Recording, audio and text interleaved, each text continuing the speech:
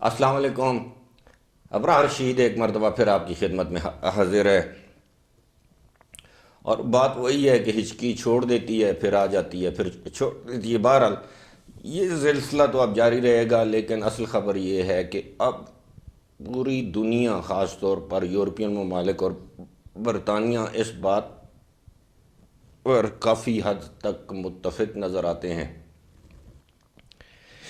کہ یہ جو کووڈ 19 کی جو وبا ہے، یا اس کی جو نئی قسم، یہ اس سال آخر تک کم از کم اپنی شدت سے اپنے وار جاری رکھے گی،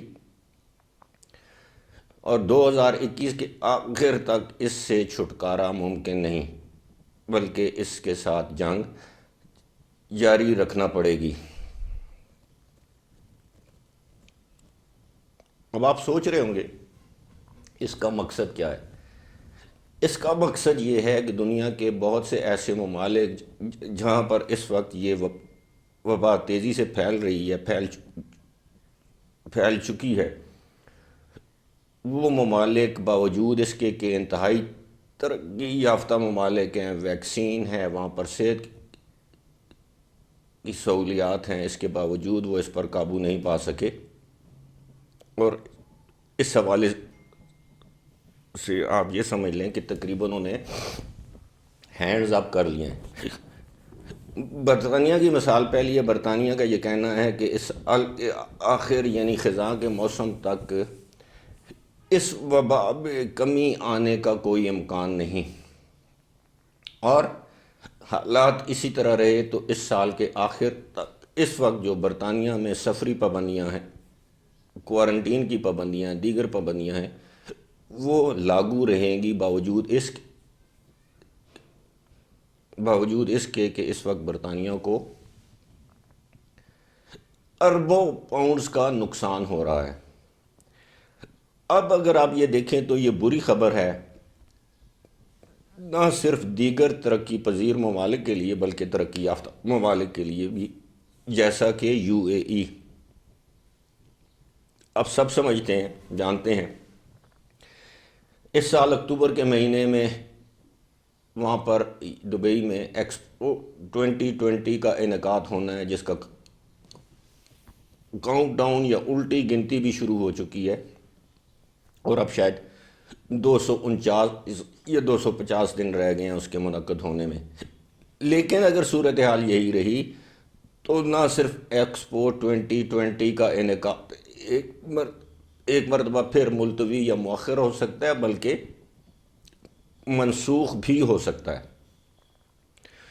خدا نخواستہ اگر ایسا ہوتا ہے تو یہ دبئی کی اکانومی کے لیے بہت بڑا دھچکا ہوگا، نہ صرف دبئی کی اکانومی کے لیے بلکہ وہاں پر رہنے والے لوگوں کے لیے بھی، اور اس دھچکے کو برداشت کرنے کی سکت شاید اس وقت یو اے ای یا دبئی میں نہ ہو۔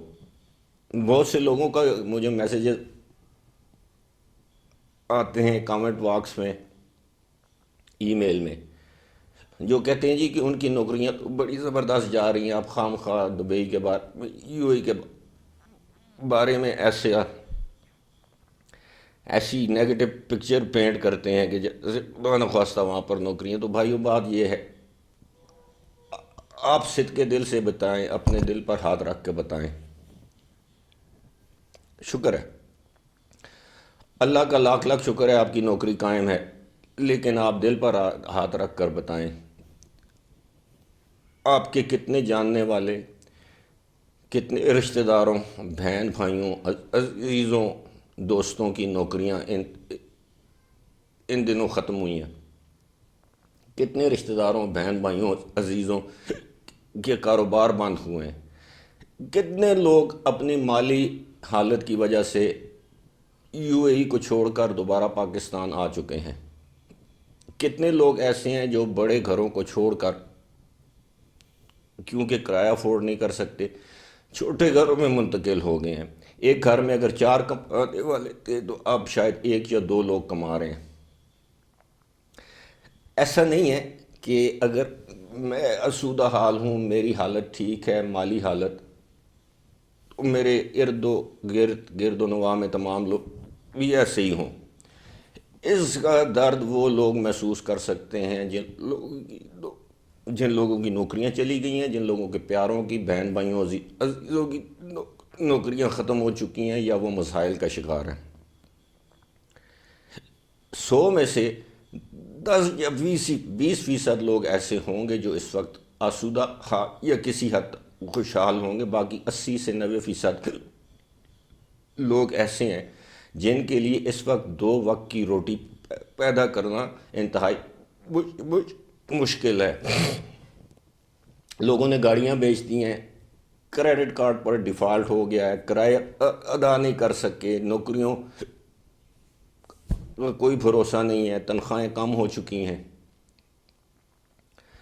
اور یہ حالات اگر جوں کہ توں جاری رہے تو مزید صورتحال بگڑے گی۔ جس طرح میں نے کہا کہ اگر خدا نخواستہ ایکسپو 2020 ملتوی، مؤخر یا منسوخ ہو گئی تو اس سے دبئی کی اکانومی پر بہت ہی منفی اثرات مرتب ہوں گے۔ فی الحال اسی کے ساتھ مجھے دیجیے اجازت، خدا حافظ۔